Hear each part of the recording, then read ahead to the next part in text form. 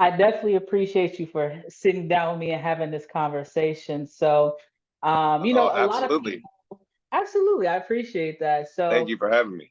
absolutely, absolutely. When Q told me, he was like, I have an artist that I want you to sit down with, and he told me who you are, and I did my research. I was like, yeah, for sure. Not just off of, where you've come from, but just kind of like the music itself, because I'm a big music head. R&B is one of my favorite subjects.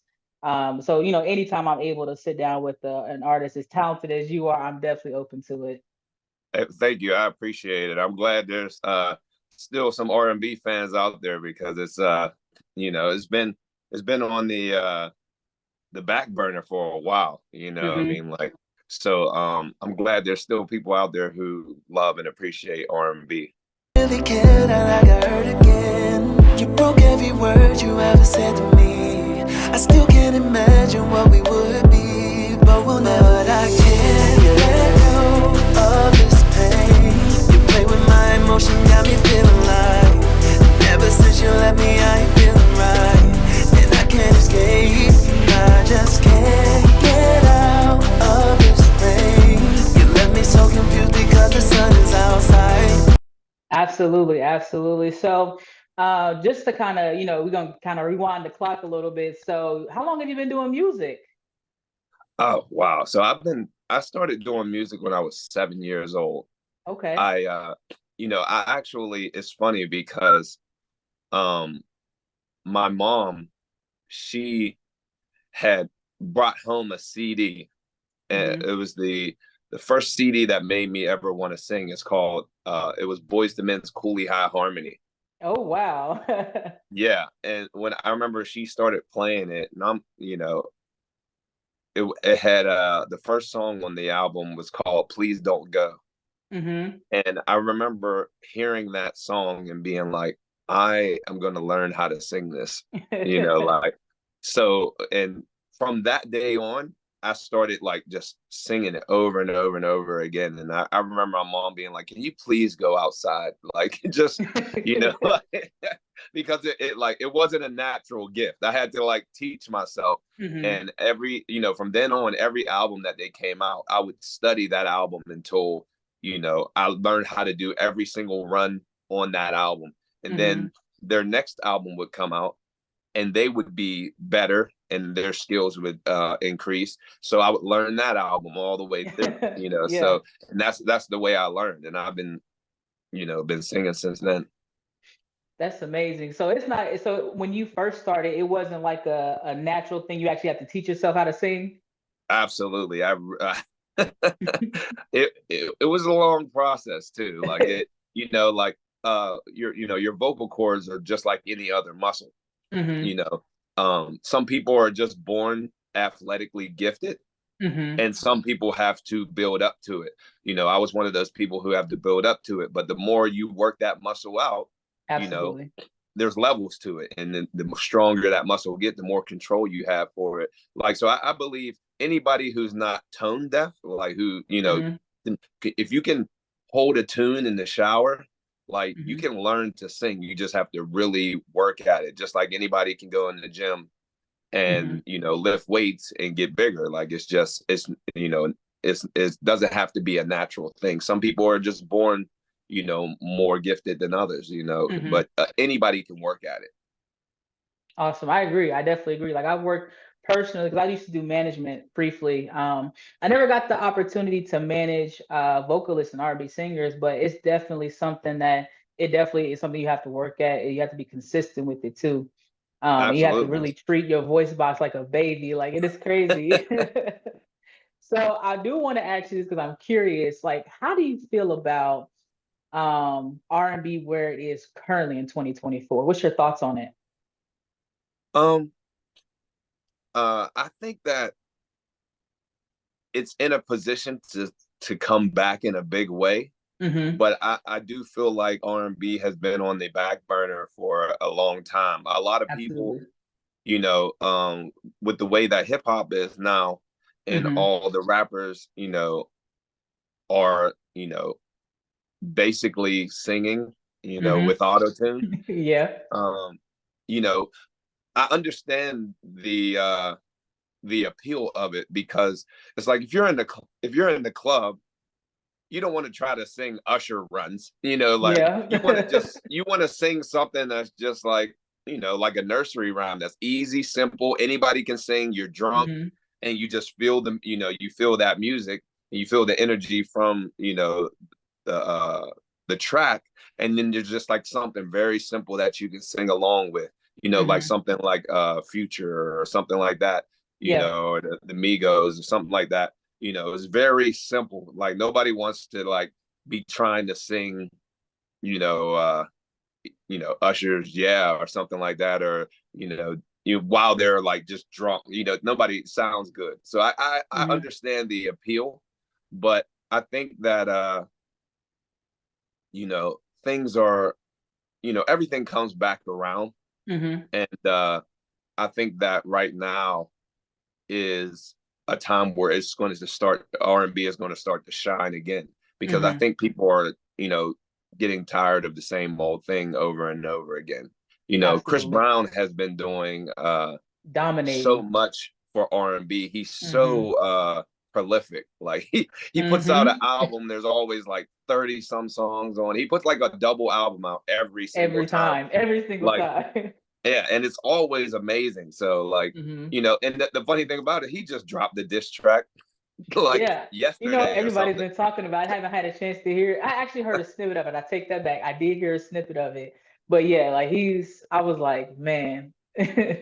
Like that's what I woke up to this morning. I woke up, I'm like, oh, Chris Brown. Like, I'm like, oh, here we go. Like, I was like, everybody's this season. So I'm like, all right, well, but yeah, I think that R&B is in a position to come back around in a big Hmm. way. At least I hope so, and I hope to be a part of that um as well. Also, Absolutely, absolutely. I can agree. I think it's definitely making a full circle moment, like you had mentioned. Like it was a point where, I think when, um, the J. Cole era and when he first came out, when Kendrick first came out, like that was the only thing people, focused on. So I think like a lot of like R&B music definitely took a hit. Um, but like you said, it's definitely coming back around and making a full circle moment. So talking about full circle moments, how did foreplay become a thing with Pretty Ricky? Like, how did you get involved with Pretty Ricky, and how did you become part of the group? so well, I'm from Pittsburgh, PA, and Hmm. I was working here doing some artist development with a R&B group from here. They were called Crave. Okay. Um, so Crave, the lead singer of Crave, Manny, he actually became Lingerie in Pretty Ricky once I Hmm. left, and we were like family, Hmm. So what happened was I was working with them. I was doing all their artist development. I did their stage choreography. I taught them how to do interviews. I taught them how Hmm. to just be artists, because Right. they were singers, but they didn't know how to be artists, Hmm. you know. And I had been studying that all my life. So their Hmm. manager hired me to teach them how to be artists. With the promise that, once we got them where they needed to be, then I would be next. Hmm. Um, then Pretty Ricky came to Pittsburgh for Summer Jam, and we Hmm. were Crave was opening for them, and they loved Crave. Hmm. So they were in the middle of trying to work out a deal, and in the process of that, Pleasure left the group and went Hmm. solo and put out "I Did You Wrong." Yeah. So they needed a lead, Mm. like ASAP. So they did a bunch of auditions, like Atlantic Records, I think, sent them a bunch of people. And they also wanted to audition me because my Hmm. manager was right there with them. He was like, hey, well, he's a solo artist, but he's ready to go. Right. So on a Thursday night, just randomly, and I had, no clue about it, like a Thursday night at like 9 o'clock, I get a call from Baby Blue. Hmm. And he's like, it's Baby Blue.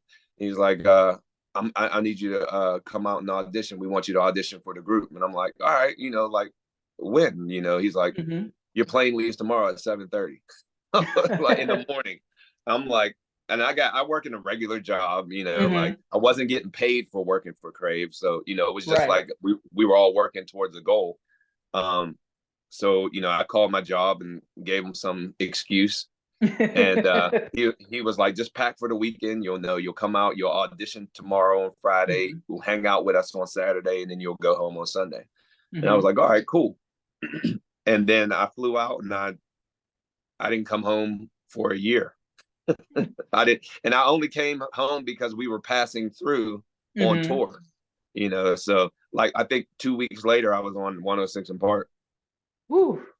Oh yeah, so It, y'all got right to it. So yeah, it was nonstop from that day on. hmm that's dope. That's dope. So how do you think like being part of, Pretty Ricky in the early days pretty much molded and contributed to you as a solo artist now? um, well, you know, being in Pretty Ricky, it taught me a lot of lessons. Mm-hmm. Um, because obviously I hadn't been on that level. Mm-hmm. Um, but it actually taught me a lot of what not to do. Mm-hmm. And just Absolutely. how, how to, you know, don't get me wrong. They are professional when they need to be. Mm-hmm. Um, but it also taught me, some things of what I did not want to do, Mm-hmm. or how I wanted to be as an artist. Um, I wasn't able. Uh, I'm not sure if you were watching during that time, but there was a lot of times, like every time we would do an interview, Mm-hmm. um, I wasn't even allowed to speak, uh, Mm-hmm. and they actually came up with a system of how I wasn't going to speak. Like they would if you watch any of those interviews, even on 106 in Park, whenever somebody would ask me a question, they would say, "Nah, he don't talk. He's just a beast. We found him in the bushes. Sing something." And then they would have me sing Mm-hmm. part Mm-hmm. of the single, and then they would any questions that were directed at me, they would Baby Blue would answer them. Mm-hmm. So um I never got to actually be part of the group like as a team. I was Mm-hmm. there and I was their front man, but I wasn't like I never became part of the, like family really, like The inclusive um part of it. yeah, I was just put in the place, you know what I Mm-hmm. mean? Obviously I'm in front, so they can't deny, they couldn't deny that attention, but Mm-hmm. any attention that they could, dumb down, they would, because of Mm-hmm. what happened with Pleasure, you know what I mean? So Yeah. they didn't want that same thing to happen because, if a lead gets too big, they can potentially leave as well, Right. so um there was a lot of, like I appreciate uh the experience, Mm-hmm. and because I got to do some things that were my dream, and Absolutely. some experience some things that a lot of people who would love to be in that position will never get to experience. Mm-hmm. So, I appreciate that. It's just bittersweet, you know what I mean? Mm-hmm. And it's something, the whole story is insane, but To say in the a least, word. But I'm absolutely. gonna be I'm gonna be talking about that soon. Mm-hmm. Absolutely. So that's dope because I know, like, a lot of people are familiar with, Pleasure P. So how do you think, with him being the front line, and I don't think a lot of people paid attention to the aftermath that it caused Pretty Ricky as far as like him being, removing himself from the group.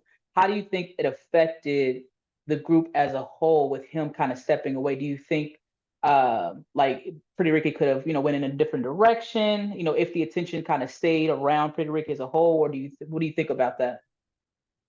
See, well, when Pleasure left, um, it when you any with any even with any group, like when Mm-hmm. a lead leaves, Mm-hmm.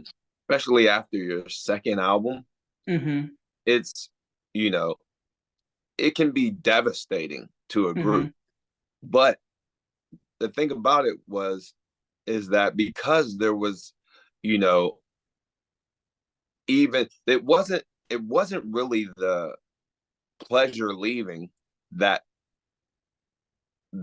was so devastating to Pretty Ricky. What was actually devastating to Pretty Ricky was Static Major passing, because Static Major was the one who wrote those songs.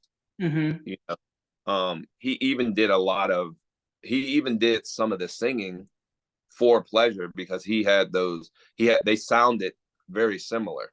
Absolutely. So he would fill in harmonies and different stuff like that. But he was like the beating heart of that group. So once he was gone, it became like, all right, who's going to write this music now? You know, and once, I joined the group, we could have started something, we could have continued on with something, very good, and something, new and fresh. And, we still had, everybody, they still had all their fans. It wasn't like they only were liking Pleasure and they were like, well, screw these guys. No, we still had all the fans, and they were really excited about that third project. So all they would have had to do is continue forward on the path that they were. We had so many people who wanted to work with us, but they didn't want to do that. They wanted to do their own thing. They wanted to be like the new Jodeci, and they wanted to switch everything up, and with that, and with the beef, that started because Pleasure left, between not only them and Pleasure, but them and Atlantic Records for signing Pleasure. That ultimately became the thing that messed everything up, and not just him leaving, because they could have just continued on and we would have been fine. Like, things would have just continued to climb. I mean, we did so many shows. Like, we were on the road all the time, and all of our fans were right there, and they were excited about me. It, like, anytime there's a new guy who joins, there's a little bit of hate and backlash right at the beginning. But that was very short for us. Like, once I got on 106 in Park, it was over. It was time for Foreplay, which wasn't a name that I chose, by the way. But I was always Ambition, but they didn't want that name. Gotcha. So that was actually gonna be my next question, but I'm glad you touched on that. Yeah. Yeah, that was a 2-week argument. But yeah, they, everybody was still there. They were still riding with us. They were still, all the fans were still with us and supporting us and supporting Pleasure. You know what I mean? So everything could have been fine, but it was ultimately them that killed everything on their own. And that's why I say that it taught me a lot about what not to do, because it was their ego that ultimately killed them and got them dropped from that label. It's a little bit, it's actually a lot more detailed than that, and but I'm going to be getting into that a little later. Okay, gotcha. Yeah, that's the polished version. I got you. So let me ask you this. I know right now we are in a season of, ownership, and, a lot of artists taking the independent route. You've seen both sides. You've seen the independent route, but you've also seen the label route with being with Pretty Ricky. How do you feel about artists, going the independent route and, not necessarily doing label deals or things like that? How do you feel about that? I think that there is positive and negative in both. Going the independent route is obviously harder. Requires a lot more luck and money, money that somebody may not have, because there's hundreds of thousands of songs being uploaded to the internet every single day. It's like, I don't, now I don't have to go to a studio to record my album. I could just walk into my bedroom, and I can record the whole album with the same quality right there, and now that people can do that, you know, and you can just upload your own music online, you don't really need a label, but it also floods the ether with tons and tons and tons of music. 90% of it is trash, but it doesn't matter. Like, it's still so much out there floating in this ocean of music. So it's very hard for your thing to catch on. Right. Now with a little bit of luck, yeah, maybe your thing can catch on, but it is just luck. And there's a lot of people who are very talented who are not being seen, and a lot of people who are not talented who are being seen. So it's just like it really just depends. Like obviously with a label, they have a machine behind them, so they're gonna push you out there, but you might make less money than you would if you had the same popularity or even half the popularity, but were independent. But I know me personally, if a label comes to me, I'm taking the label deal, just because, I know that, you never know what can happen independently. And I'm independent myself, and it's a lot of work. It's a lot of money. It's a lot of what ifs and maybes and hoping, and, and I have a step up because I was in Pretty Ricky. So I have that fortune. It opens a few more doors than, it would for somebody who hasn't been in that position, but not many, because it's not about that anymore. And, it's really about money. It's like, all right, well, how much money are you investing into yourself? Right. How much time are you investing into yourself? Are you working a 9 to 5?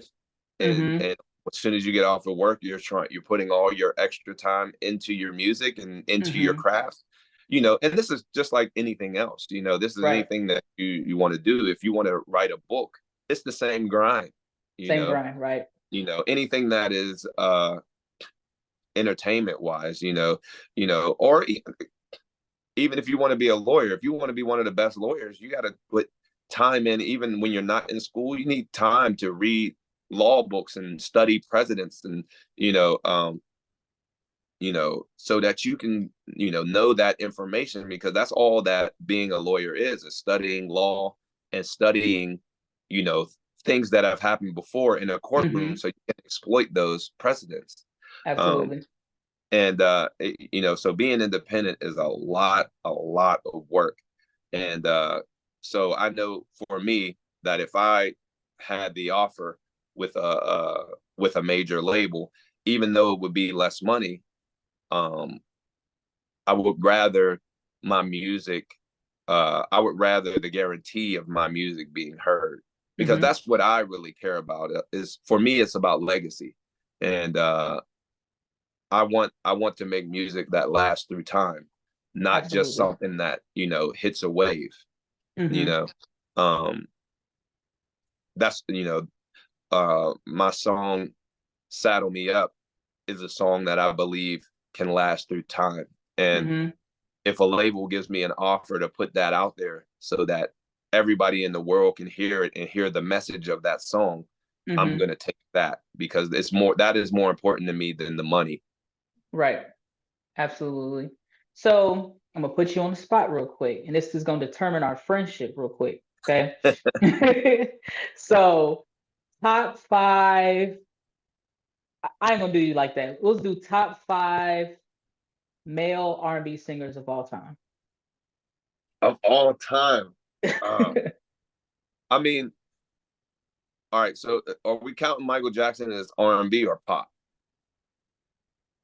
I'll let you decide that. Well, yeah. I kind of put them in the same genre, like, I mean, okay.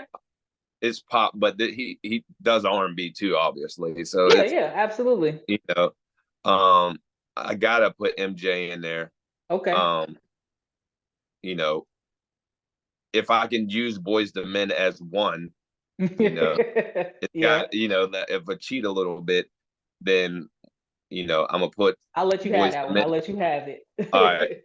But it, you know, if not, then, you know, Wanye, you know, I gotta Yeah. go with Wanye. He's like, you know, he's like Martin Luther King vocally. You know, like Vocally. he every time he sings, he like it's like he's giving a Yeah, speech, and you know, and it's yeah. just Highly he's underrated. He's vocally is crazy. yeah, he's incredible. So is Sean Stockman. I mean, boy, yeah, Boys the Men, they're just incredible. Um, Yeah. uh,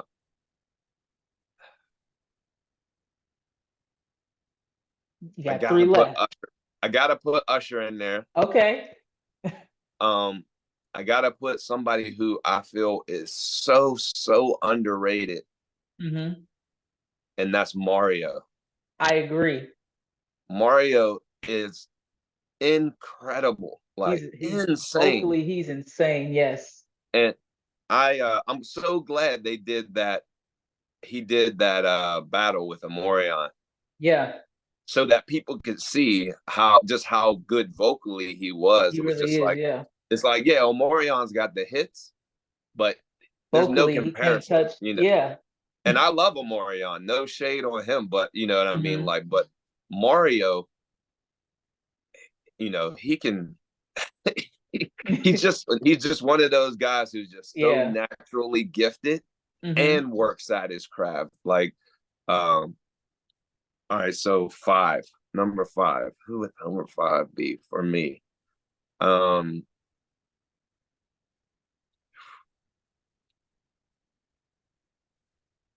I wish this was rap. Rap so easier, much easier for this pick. Um, you know, I gotta go with my era. I'm not gonna reach back into, you know, New Edition, Johnny Gill, or you know, stuff like that. But you know, but I'm gonna say Chris. I gotta give it to Yeah. Breezy.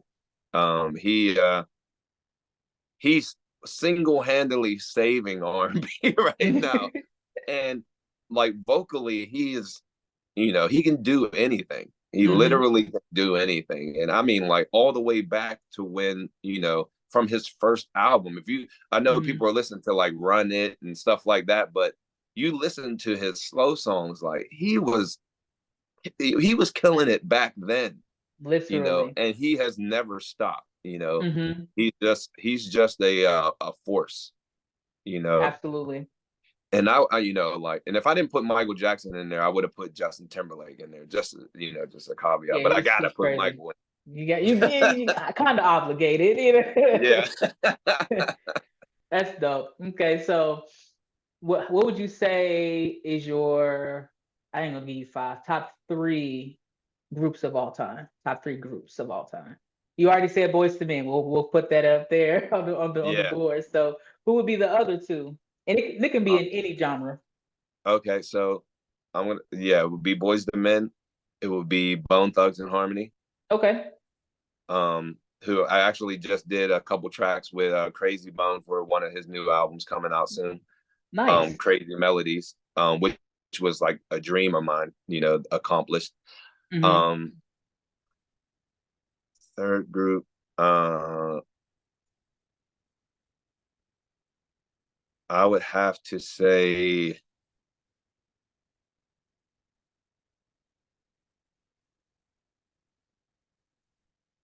you know, because I love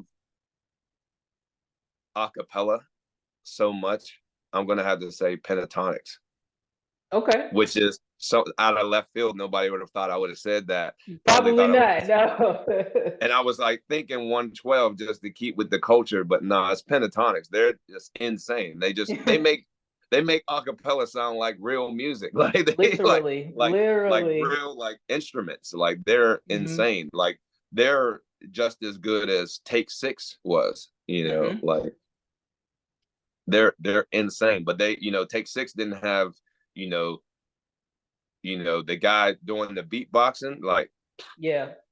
that dude's insane. Like, So we and can be I friends listen because to I him. like these picks. Yes.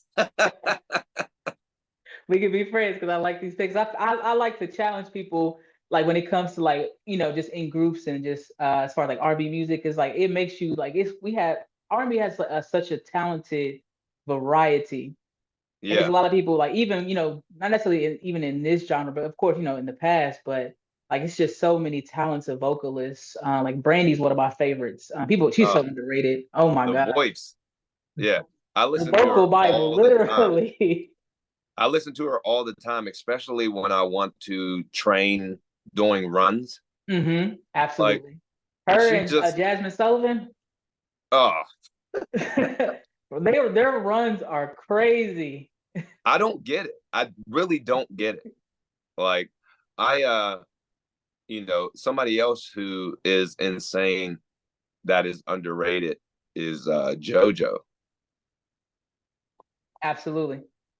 And she just, every time I see her post like a performance, like hmm she performs, she sounds like the record. She sounds better Yeah, than the record. absolutely. And like I don't know why,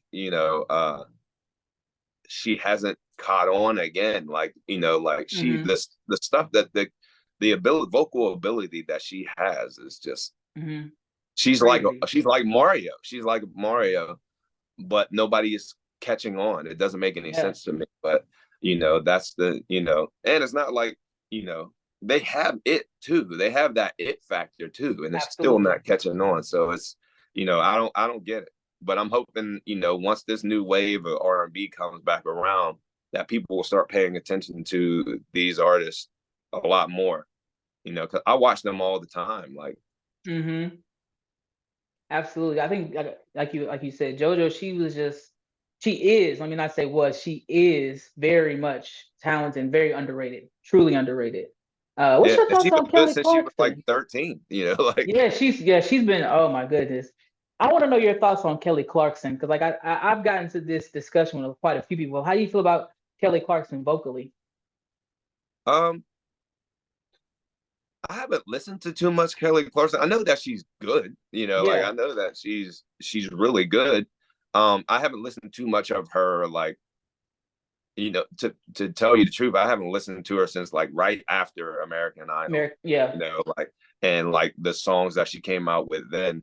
I haven't really heard anything from her since then, hmm like that. I know she probably put out music, but I Oh just yes, haven't yeah, been absolutely. in tune to it. But I know she's, an amazing singer, you know. Absolutely, absolutely. So we can get stuck in the artist conversation all day, but so let's talk about the new records. So you are at a point where you are back releasing music again. So as far as because I don't think I heard Saddle Up. I gotta go back and listen to that one. I know I heard Imagine. And I actually love that record, by the way. How did you come up Thank with you. the idea? Absolutely. So Imagine is, it's a song about breaking up, a hmm relationship breaking up. Um, and the message of it is that I'm looking back at the relationship, hmm but and I understand the bad that happened, but hmm I'm also looking at all the good that came with it as well. hmm And the reason that and because of that, I can imagine how things hmm could have been if something didn't go wrong. hmm In every breakup, something has happened. Somebody cheated, there was somebody, couldn't see eye to eye, whatever the reason was that you had to break up. I feel like it's healthier to look back at the good things in the relationship instead of just looking at the bad. And when you can look at those things that are good in the relationship, you can imagine how things could have been if you wouldn't have had that issue. And I think that's hmm a lot healthier.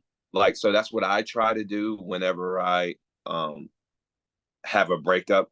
I've been through many of them, and in my experience, when you do that, you have a lot less, uh, you know, hate in your heart or resentment.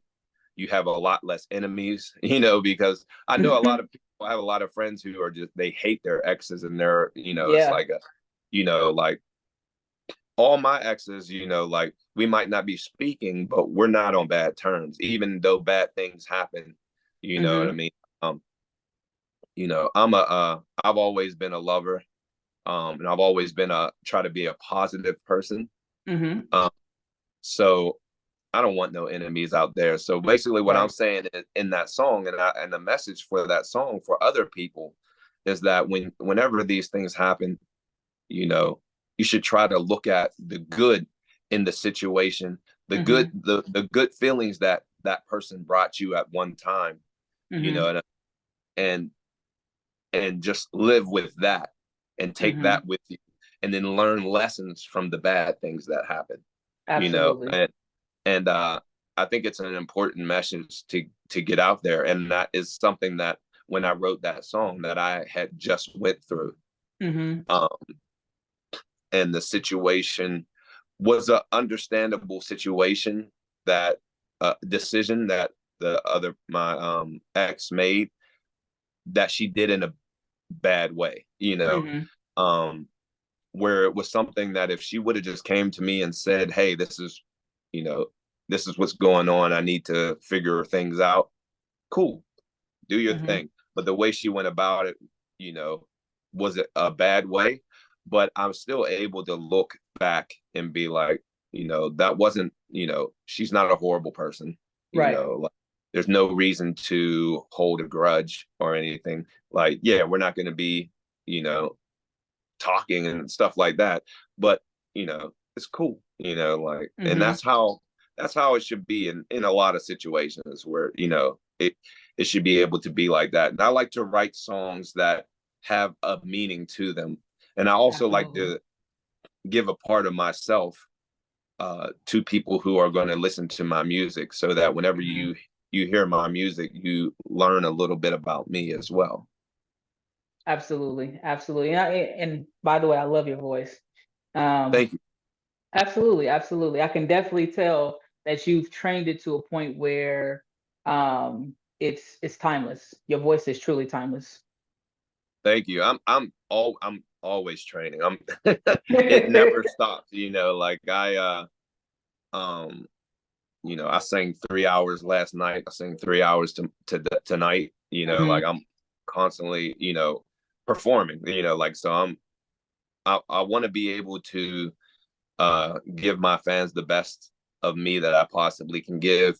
And it's important to me to do my best, to give myself, just for myself, to be the Hmm. best that I can possibly be. Like, I'm not like I'm not going to be the best, vocalist out there, like, but I'm going to do as much as I can to be the best that I can be, and I'll be happy with that. When it's all said and done, regardless of the accolades or where I get, I know that I did as best that I could do, and I think that everybody should do that. And whenever you get to wherever you get, you will feel good. You'll look back and you'll feel good about it, and that's what's important. Absolutely. I agree. I completely agree. Let me ask you this. Artistry wise, for you, what's next for you in your next upcoming season? Not necessarily as far as like upcoming music, but just as an artist, what is your primary goal right now? So my main goal is to regain all the fans that I lost when I left Pretty Ricky.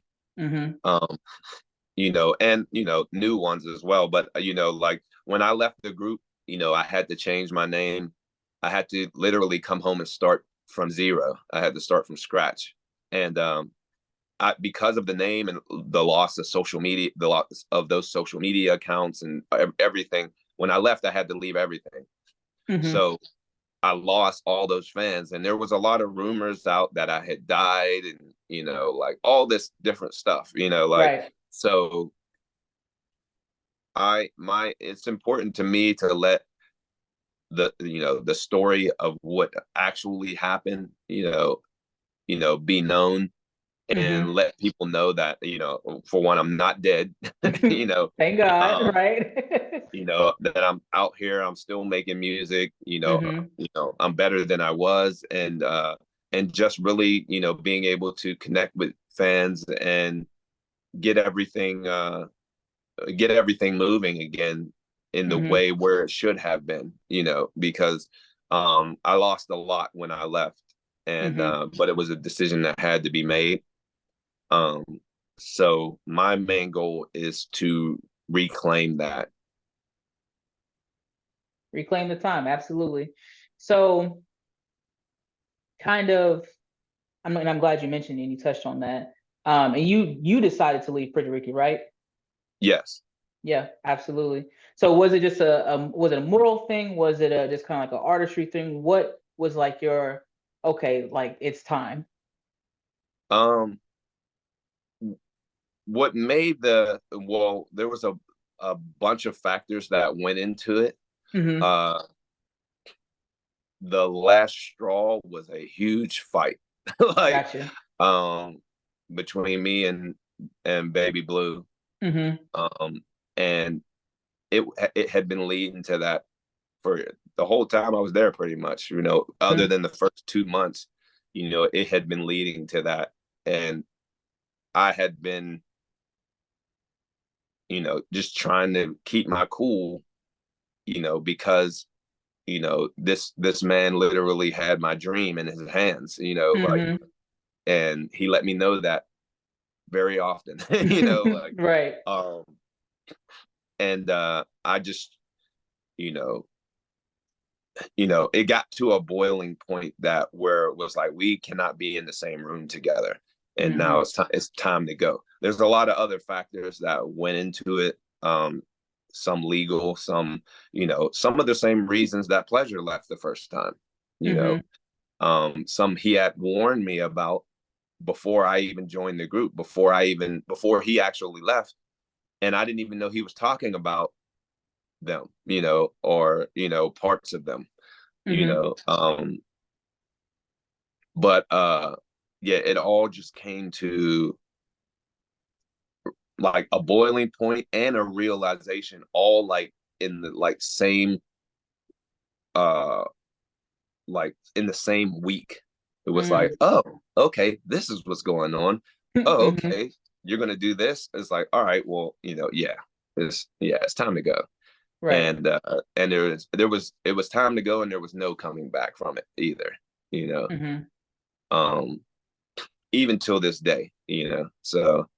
And like I said, after I left, they were telling people that I died. So, like, you can only imagine the intensity of it.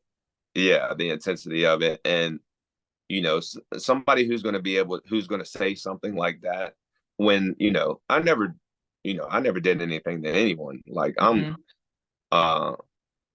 one of the most, like, I don't know if everybody says this, but like, I'm a very like laid back person until I get on stage. Yeah, I can tell. I've never tasted alcohol. I've never tried a drug.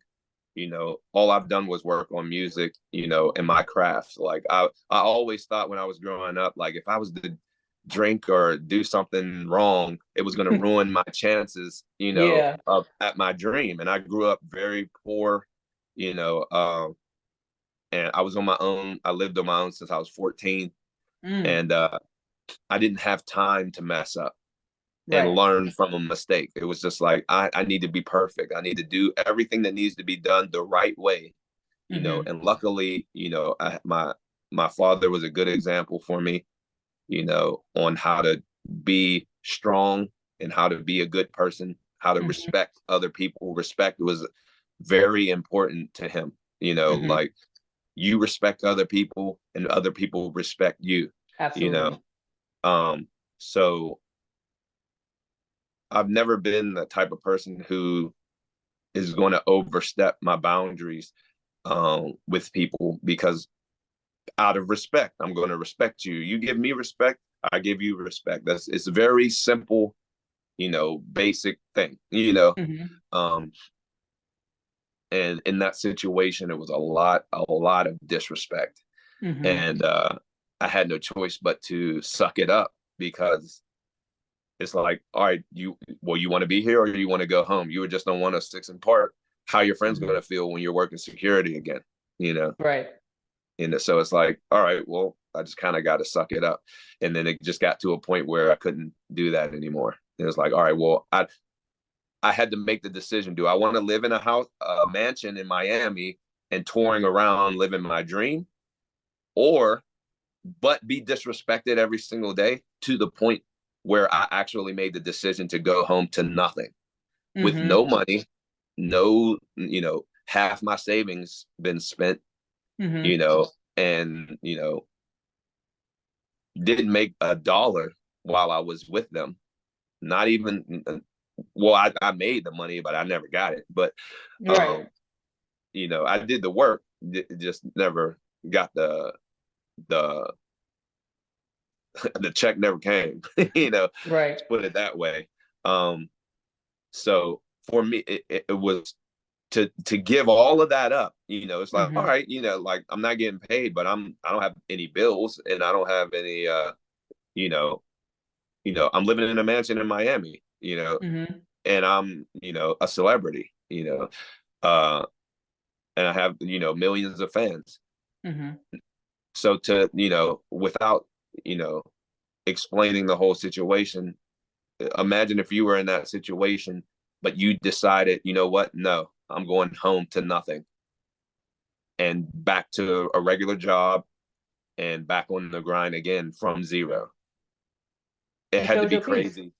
Yeah, it had to be crazy to be able to make that decision. And I made it in a split second. Like, I'm out. It's time to Mhm. go. Like, and the funny thing about it was that Juan Ye from Boys to Men, he helped me make that decision. Mm.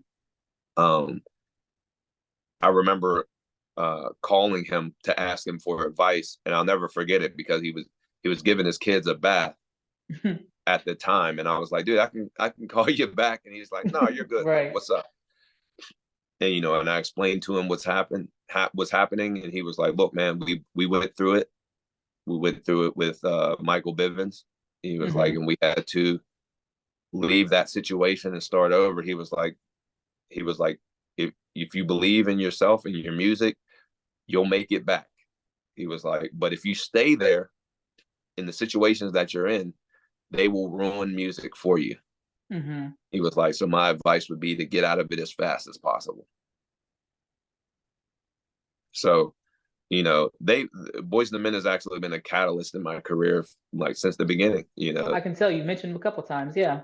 Yeah. So, to even to the point where, I made that decision to leave, you know, with help from a member of Boys and the Men. So it's Mhm. like, and I actually later in my life, like before I joined Pretty Ricky, I made a song. I made an acapella version of Please Don't Go. Mhm. And that is what got me the audition to be in Pretty Ricky. Like, That's so, crazy. like, and then we had I'm a gonna need a vibe. snippet of that. You know what I'm Yeah. saying? I'm gonna need a preview of that view. Oh yeah, absolutely. I'll email it to you. And then another thing is crazy is that the first time I was in the only time I was in Vibe, um, they did an article on us, and the article was called Boys to Men. That's crazy. And I was like, you gotta be kidding me. Like, That's hilarious. But it's a testament of how, like you said, like how, they've been an influential part for you for sure. So do yeah, you absolutely. thinking about like, like you said, you made the decision of like, do I want to stay, with the mansion, with the group, still I'm a celebrity, I'm touring, things like that. And then you decided to, you chose your piece at the end of the day. Are there times like where you're in the process of rebuilding what you lost and you're like, damn, I shouldn't have done that, or do you regret it at all? No, not even it would have got a lot worse if I Hmm. would have stayed in that situation. I have thought, like, what I have thought is kind of like my song Imagine. Hmm. I actually, for last Thursday on my social media, I posted like a throwback to when I was in Pretty Ricky, like some of the magazines that we were in and stuff like Hmm. that. And I put Imagine as the background song, like on Hmm. TikTok, because sometimes I would think like, if they would have just let everything be cool Mm-hmm. and go forward, and they didn't have such a chip on their shoulder because of Pleasure, things would have been epic. Mm-hmm. Like things could have been great. Like we had a really good A&R at Atlantic Records. Mm-hmm. His name was Daryl Jones. Mm-hmm. And he had just A&R Usher's Confessions that went diamond. You know what I mean? Like Mm-hmm. he is Absolutely.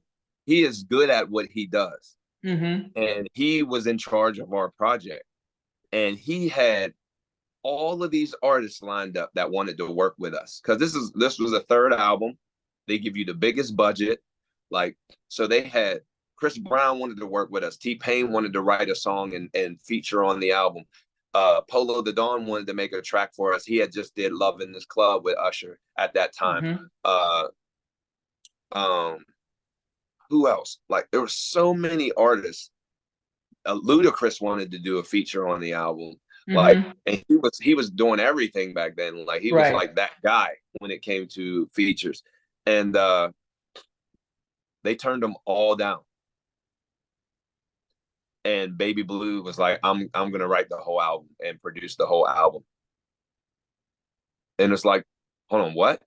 Like, Right. like, we're not gonna work with these brilliant artists. Yeah, And because you Polo the Don, man.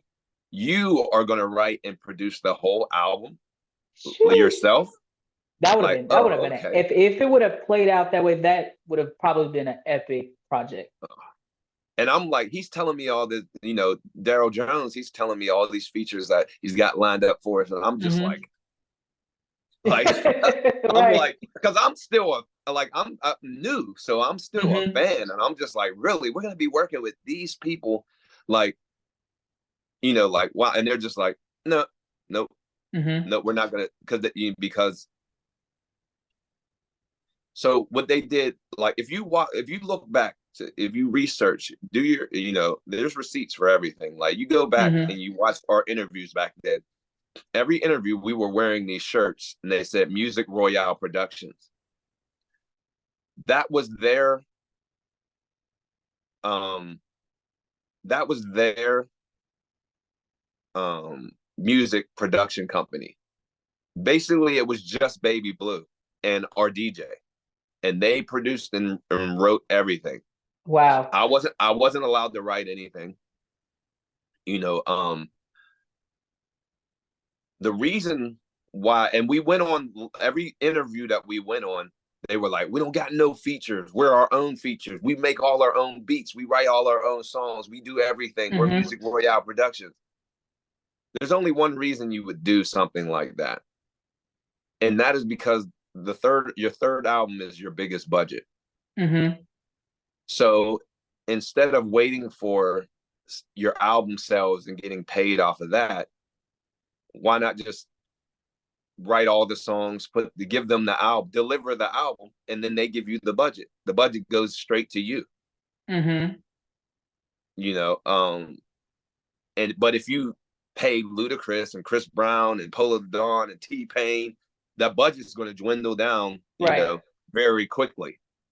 And then there's nothing left to, you know, do whatever you want with, you know. Right. So they basically ruined our career for a budget, you know. But I mean, it's a lot deeper than that. Yeah, But yeah, absolutely. Absolutely. Because hearing those names, I'd have been like, exactly. And it could have been an epic project. yeah, that sounds like it could have Instead, been. I don't know if you heard any 80s babies, but there's songs on there where there's like werewolves howling at the moon in it and shit. But you know, Yeah. didn't mean to curse, but you know, Oh, you like, yeah. okay? You okay? That's what happens when Baby Blue writes a whole album. Like, oh man. So, because you do have a remarkable pen, I must say.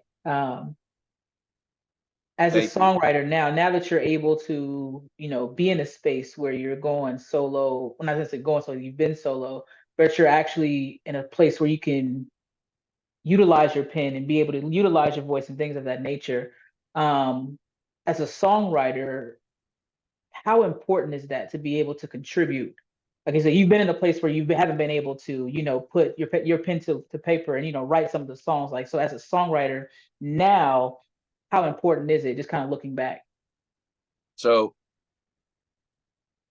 for me, music is about, putting a message out there and connecting with people in a way where, like, there are songs that, were written years and years ago, decades ago, that we still feel like it just came out yesterday, and it is, they have a message and they connect with people, and it's a beautiful thing. Absolutely. And that is what music is for me. It's about putting a message out there that can last through time, that legacy of that, something like, and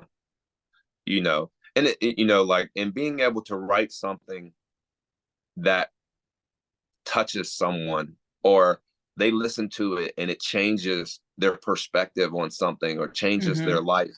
Or, there are people who are depressed, or, they just went through a breakup and they feel like they can't make it because they just got fired from their job or something like that. And they're able to put on a song and it give them strength to keep moving forward. Like, that is what it is to me. That is what, being a writer in general, just, music, or, like I also write novels as well. But I, just being a writer, being a performer too, being able to change someone's day with your talent is so important. Like, when I go to perform now, what keeps me, like, and I'm put this out there now, like, I may not be the best, writer, I may not be the best singer, I may not be the best dancer, but you put me on stage, I'm gonna burn anybody down. I don't care who it is, Yeah. And one of my motivations, every time I get on stage, what I try to do is I try to find somebody in the audience who, maybe they came with somebody and they don't know who I am. They're not worried about, they're like, oh, well, or I have a full band. So they're like, oh, it's a band playing. Oh, this is going to suck. This is going to, like, and I focus in on them. And throughout this song, I watched their energy change. And that is my one sole drive throughout that show, is to change that one person's mood. And when you can do that, being able to do that is important, because we go through life is hard, Absolutely. And you need something, you need music or movies or books or whatever it is, that entertainment, helps people through hard times. And that is what it is to me. Like, I have the song that there's one song on this album that I really feel like, not even just as a song, but just as a writer, that is so important to me. And it's the song, you haven't heard it yet, but it's called Saddle Me Up. And everybody, like, they hear the title, and because of my background, they think it's about sex. And they're like, oh, saddle me up, huh? Yeah. Right. Like, it was like, they're like, oh, that's what ambition do. Like, but the song, I wrote it, it's actually leaning country, which is why I called it Saddle Me Up. But the song we on that country wave right now. Everybody's on it right now. Yeah, and it's so funny, like, because I wrote that song, it was like a happy accident. I actually never planned on putting it out. I planned on, like, pitching it to an actual country singer, and then once I recorded part of it, my producer Van Taylor was like, yo, this is the one. We got to go with this. This is it. And then Beyonce comes out with a whole country album. I'm like, come on, man. Like, let me get my song out. So it's like, but but it ain't no thing. Black people have been doing country for forever. So, Absolutely. and it's kind of like country R&B, but the song is so important because it's about meeting someone who has been hurt over and over again. So they don't have the energy to, even though they're interested in you, or they feel like you could be a good thing for them, they just don't have the energy to love you because of all the pain and trauma they went through in these other relationships. What Saddle Me Up is saying is to use my love to help build yours back up to a place where you can love me back. Like, when I was writing it, I was thinking back to like old Westerns I used to watch with my dad. And in the third act of the movie, there will always be this part where the cowboy, he had to ride his horse all the way to like back to the town or to the next town over to save like the damsel in distress. Right. And he would ride the horse to where the horse could barely stand anymore, or it would, just fall over. Right. Because if you ride a horse, you don't stop to walk it or give it some water. It'll just ride. Some horses will run until it dies, or they'll run until it just passes out. And what I'm saying is that saddle me up, run me all the way down, ride me till my knees are so weak they can't shake, ride me till your heart is so strong it can't break again. Like, if we're in a race and I see you limping, then I have no problem, putting you over my shoulder and carrying you to the finish line. Because if we pass that finish line, then we both win in love. And that is what the goal is, is for us both to win together as a team, So if you need to use my love to show you that love really exists, the love that you felt like you don't believe in anymore, if I need to be the one to show you that real love is out there, then use me for that. And I have no problem with that. And I feel like that's an important message that a lot of people need to hear, especially with Tinder and social media and all these relationships just going bad, and the divorce rate is skyrocketed. Yeah. So I believe like this is a message that people need to hear, that there are good people out there. There is real love out there to be had. It just takes time, and you have to, just like anything in life, you have to keep stepping, put one foot in front of the other, right, and get to the next thing, because that next thing, you never know, could be the thing that takes you exactly where you want to be. And that is my message for everybody. That's what my name means. You have to have that drive and that ambition to keep moving forward. If you whatever it is, no matter how many times you fail at something, you just get back up on that horse, saddle up, and keep moving. Yeah, I needed that shoe. So, because you just slid it in there now, so now we got to talk about it. Let's talk about this album. So, do you have a name picked out yet? Yes, the album is called The Phoenix Project. Okay. What's the reason behind the name? I'm curious.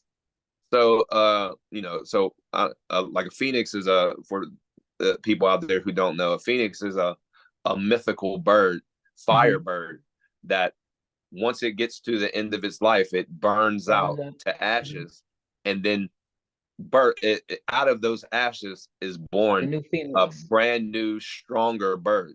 And its life cycles just like that. And I feel like when I left Pretty Ricky, that was me burning out into those ashes. And this is my rebirth into a stronger, more skilled, and more learned and lessened, artist. I love that. I love that. And I've put in the work. I'm still putting in the work. I plan to do even more as we go. Like I plan to work and put my all into everything that I do. And this is my Phoenix Project. This is the time for my phoenix to rise from the ashes. Hmm. Okay. Do you have a single picked out just yet of it? But So I actually, the way I did it a little different. So Imagine, okay. Saddle Me Up, and I have another song. It's called Love Roller Coaster. They're all three of those are on my Spotify at Ambition the Kid. And though I put all three of them out so that people could just hear what I'm doing. I picked a love song. I picked a breakup song, and then I picked one for the bedroom. Like, Giving so them flavors, giving them flavors.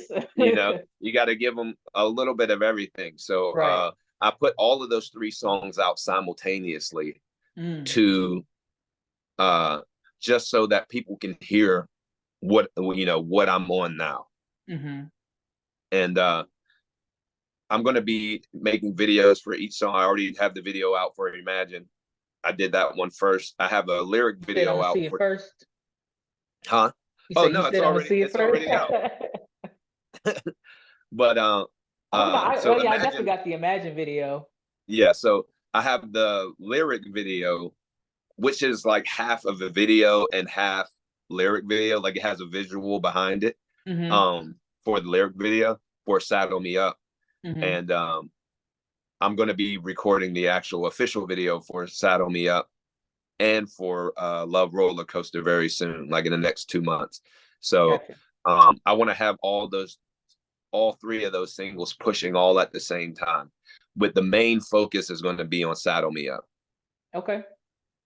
So it's a little bit different. I haven't even come up with a date for the release of Because that was gonna be my next question. That was gonna be my next so one.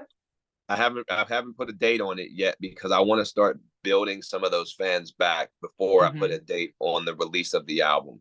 So I want people to get familiar with those songs. I want to slowly trickle out other songs and start building that fan base back up before I just drop the album.